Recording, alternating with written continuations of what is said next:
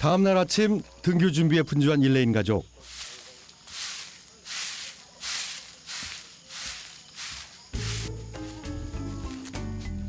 일레인에게 필요한 건 뭐? 그렇습니다.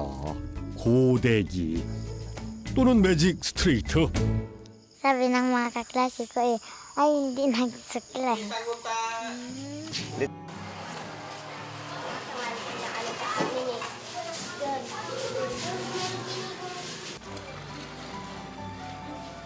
청소 시간인가?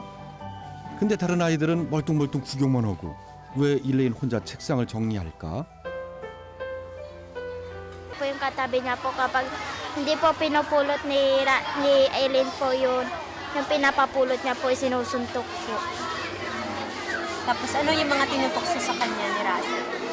Yung sinusuntok po, tapos po yung inaano po sa ulo, yung inaasar pong tuko kasi po kininto niya po sa amin na kumakain siya ng tuko po, tapos po tapos pinagkalat-kalat na po ni Russell.